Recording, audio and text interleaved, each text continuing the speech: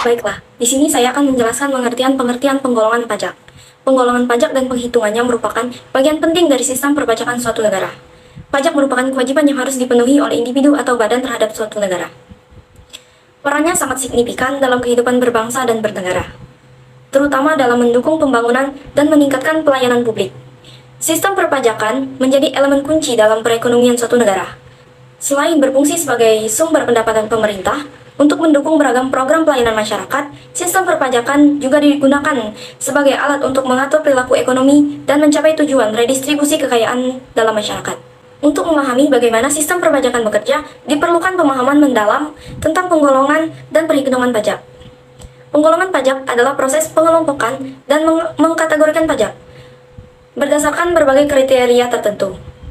Sementara penghitungan pajak mencakup suatu proses penghitungan jumlah pajak yang harus diserahkan oleh individu, perusahaan, atau entitas lainnya. Aspek kedua ini sangat relevan dalam perencanaan, pelaksanaan, dan evaluasi sistem perpajakan negara. Penggolongan pajak mencakup beragam jenis seperti pajak penghasilan, pajak penjualan, pajak properti, pajak warisan, dan masih banyak lagi. Setiap jenis pajak memiliki karakteristik dan tujuan yang berbeda, sehingga memerlukan aturan dan tarif yang spesifik. Sedangkan penghitungan pajak meliputi proses pengumpulan data terkait pendapatan, pengeluaran, aset, dan faktor-faktor lain yang relevan untuk menghitung besarnya pajak yang harus dikeluarkan. Penghitungan pajak juga mempertimbangkan berbagai insentif, pengurangan, dan keringanan pajak yang dapat mempengaruhi jumlah pajak yang harus ditanggung oleh individu atau perusahaan. Di sini saya akan menjelaskan tujuan dari penggolongan pajak. Tujuan dari penggolongan pajak itu ada beberapa, diantaranya yaitu untuk memudahkan wajib pajak dalam memahami hak dan kewajiban mereka sebagai wajib pajak, untuk meningkatkan efektivitas dan efisiensi dalam administrasi dan pengawasan perpajakan, untuk mendorong kepatuhan dan kesadaran warga negara dalam membayar pajak, memudahkan proses pengumpulan data keuangan, meningkatkan efektivitas pengelolaan data keuangan, meningkatkan keadilan pajak, meningkatkan kepercayaan wajib pajak, dan memudahkan proses penerimaan pajak.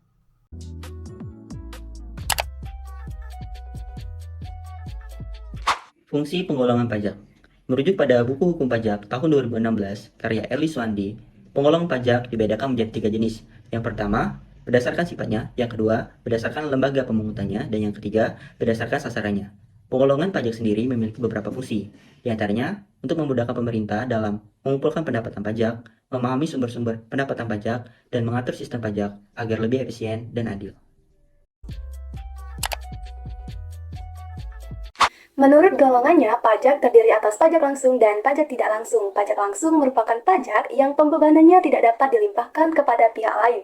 Artinya, harus menjadi beban langsung wajib pajak yang bersangkutan. Contohnya, pajak penghasilan, pajak bumi bangunan, dan pajak kendaraan bermotor. Pajak penghasilan merupakan pajak yang dikenakan kepada seseorang individu maupun suatu badan terhadap pendapatan yang diperoleh. Pajak bumi bangunan merupakan pajak atas tanah serta bangunan yang dimiliki, dikuasai, atau dimanfaatkan baik secara pribadi maupun oleh suatu badan. Dan pajak kendaraan bermotor atau PKB merupakan pajak yang dikenakan atas kepemilikan atau penguasaan kendaraan bermotor.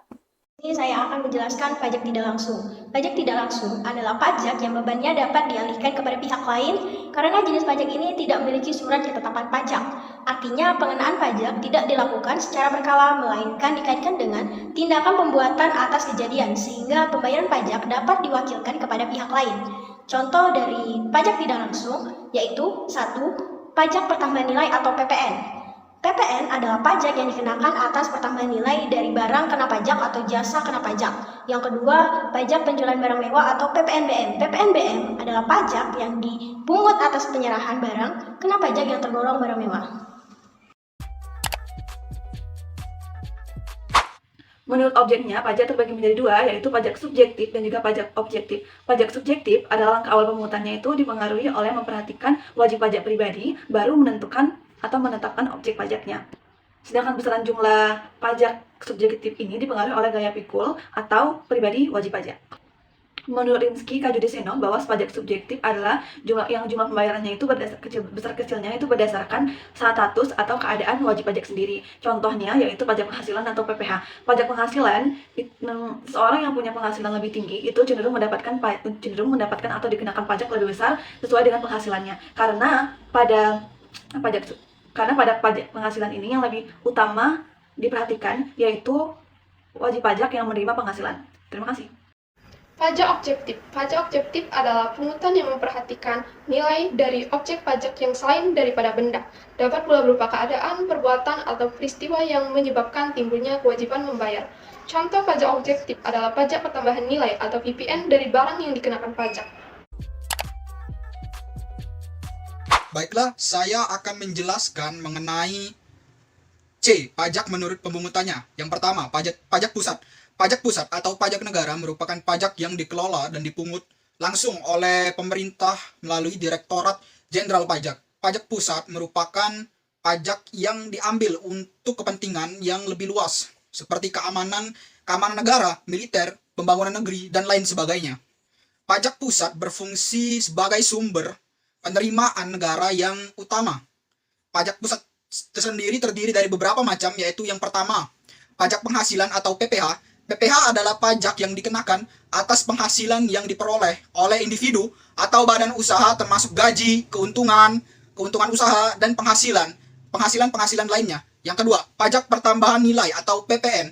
PPN adalah pajak yang dikenakan pada setiap tahap peredaran barang dan jasa, di mana pemungutan pajak mengenakan tarif tertentu pada nilai tambah yang terjadi dalam kegiatan tersebut.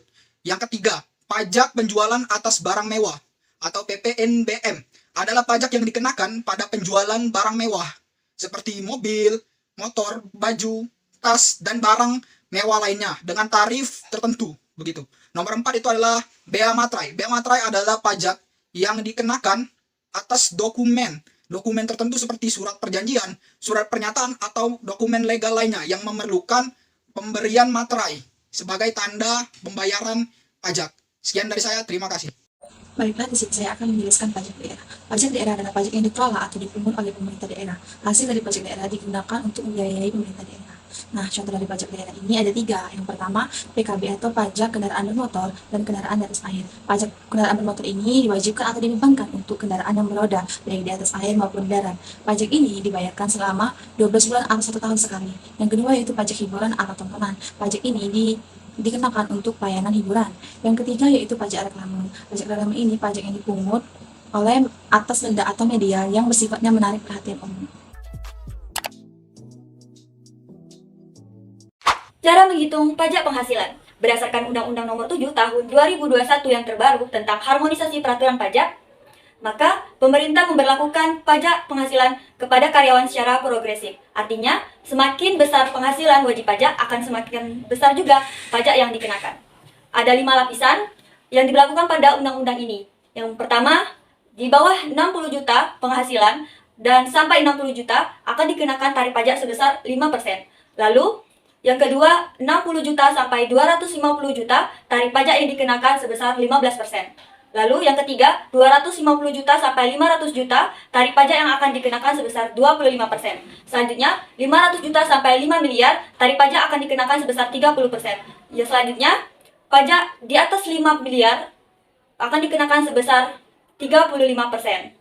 Untuk lebih jelasnya, kita mari membahas contoh soal. Contoh soal, Pak Yanto seorang karyawan di PT Makmur Sentosa, mendapat gaji setiap bulannya 5 juta rupiah. Setiap bulannya Pak Yanto membayar iuran BPJS Kesehatan sebesar 35.000, BPJS Ketenagakerjaan sebesar 65.000. Pak Yanto sudah menikah dan memiliki 2 anak. Hitunglah besarnya pajak penghasilan yang dibayarkan Pak Yanto per tahun. Oke, ayo kita jawab pertanyaan di atas. Penerimaan pendapatan 1 tahun, 12 bulan dikali 5 juta per bulan sama dengan 60 juta per tahun. Pengeluaran yaitu biaya jabatan sebesar 5% dikali 60 juta rupiah sama dengan 3 juta. Iuran BPJS Kesehatan 12 bulan dikali 35.000 sama dengan 420.000 rupiah.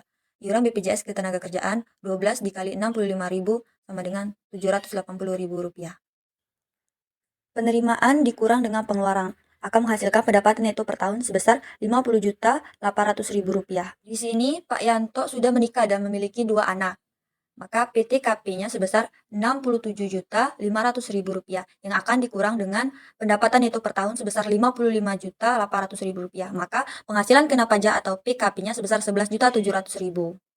Karena penghasilan kena pajak Pak Yanto 11.700.000, maka berdasarkan undang-undang terbaru, bahwasanya di bawah 60 juta, maka tarif pajak yang diberlakukan sebesar 5%.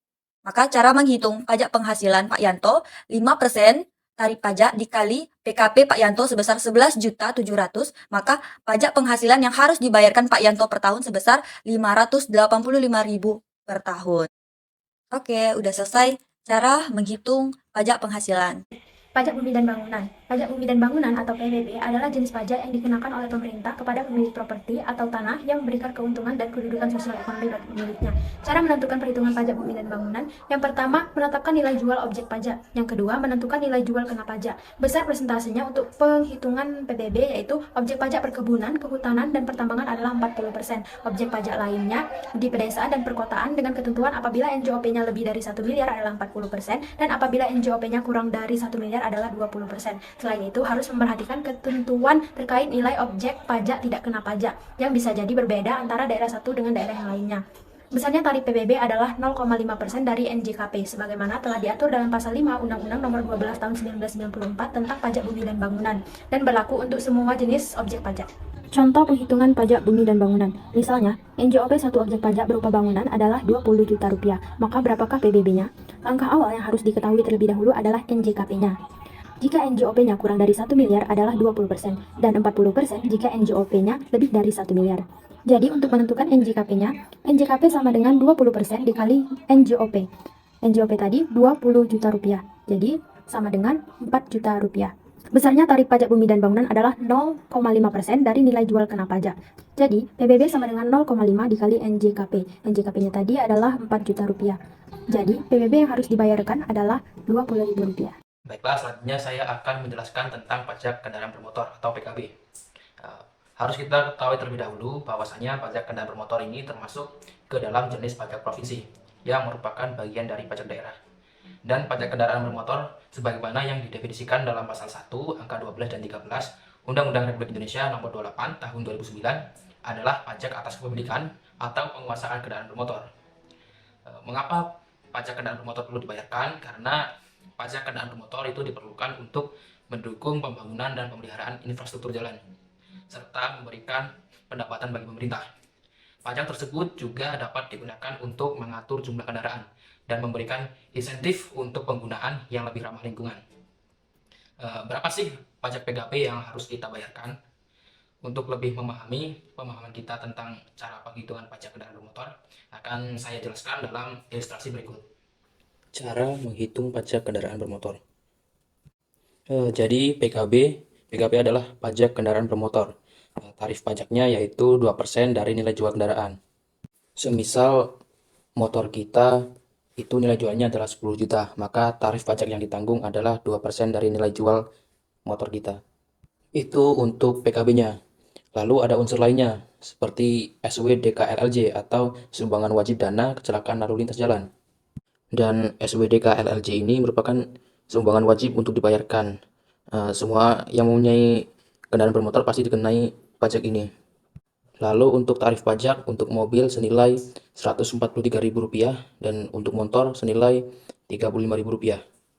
Maka penghitungan pajak kendaraan bermotor tahunan yang wajib kita bayarkan baik itu pajak mobil atau pajak motor itu menggunakan rumus PKB atau NJKB plus SWD KLLJ atau pajak kendaraan bermotor ditambah dengan sumbangan wajib dana kecelakaan lalu lintas jalan.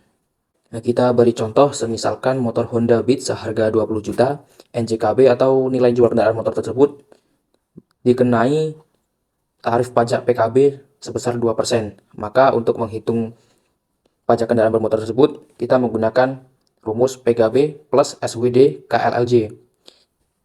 Jadi pajak kendaraan bermotor tersebut adalah 2% dari 20 juta nilai jual kendaraan tersebut, ditambah SWD KLLJ yaitu sebesar 35.000 yang menghasilkan 400.000 dari 2% nilai jual 20 juta motor tersebut, ditambah 35.000 SWD KLLJ menghasilkan 435.000. Jadi pajak kendaraan bermotor yang harus dibayarkan adalah senilai Rp435.000. Dan untuk mobil itu sama saja menggunakan rumus PKB plus SWD KLLJ. Hanya saja nilai SWD KLLJ-nya itu berbeda. Jika motor itu 35.000, untuk mobil senilai 143.000. Dan sama saja hasil dari penjumlahan atau penghitungan pajak tersebut itulah pajak yang harus dibayarkan per tahunnya. Baiklah, di sini saya akan menjelaskan tentang pajak pertambahan nilai atau PPN. PPN adalah pungutan yang dibebankan atas transaksi jual beli barang dan jasa yang dilakukan oleh wajib pajak pribadi atau wajib pajak badan yang telah menjadi pengusahaan kena pajak. Jadi yang berkewajiban memungut, menyetor dan melaporkan PPN adalah para pedagang atau penjual. Namun pihak yang berkewajiban membayar PPN adalah konsumen akhir. PPN atau pajak pertambahan nilai dikenakan dan disetorkan oleh pengusaha atau perusahaan yang dikukuhkan sebagai pengusaha kena pajak PKP. Tarif pajak pertambahan nilai menurut ketentuan UU RI tahun 2000 pasal 7 ada 4. Yang pertama, tarif pajak pertambahan nilai adalah 10%. Tarif pajak pertambahan nilai atas ekspor barang kena pajak 0%. Yang ketiga, peraturan pemerintah tarif pajak diubah serendah-rendahnya 5% dan setinggi-tingginya 15%. Nah, yang terakhir yang keempat, pajak pertambahan nilai untuk pabrikan yaitu 10% untuk perhitungan pajak keluarnya. Dan berikutnya saya akan menjelaskan tentang cara menghitung PPN. Sebuah toko elektronik menjual sebuah televisi dengan harga 4 juta rupiah. Jika tarif PPN sebesar 10%, berapa besarnya PPN yang harus dibayarkan oleh pembeli? Maka jawabannya itu kita cari dulu rumusnya, tarif PPN dikali harga jual. Setelah diketahui bahwa tarif PPN 10%, sehingga kita bisa dapat menghitung PPN sama dengan 10% dikali 4 juta rupiah sama dengan 400.000 rupiah. Maka inilah hasil yang inilah besarnya yang harus dibayarkan oleh pembeli sebesar 400.000 rupiah. Halo rekan-rekan mahasiswa, sebelumnya perkenalkan nama saya Putri Patricia dari Prodi Pendidikan Pancasila dan Kewarganegaraan. Di sini saya akan menjelaskan tentang PPNBM. Mungkin rekan-rekan mahasiswa sudah mengetahui tentang PPNBM. Di sini saya akan menjelaskan sedikit tentang PPNBM. PPNBM merupakan perpanjangan dari pajak penjualan barang mewah. Pajak ini dikenakan atas penjualan atau impor barang-barang mewah yang memiliki nilai lebih tinggi dari barang-barang biasa. Tujuan dari PPNBM adalah untuk mengumpulkan penerimaan negara serta mengatur distribusi dan konsumsi barang mewah. Cara menghitung PPNBM mungkin rekan-rekan sekalian sudah mengetahui. Mungkin di sini saya akan menjelaskan sedikit tentang cara menghitung pajak penjualan atas barang mewah yang terutang. Adalah dengan mengalihkan tarif pajak penjualan atas barang mewah dengan dasar pengenaan pajak atau sering disebut dengan DPP.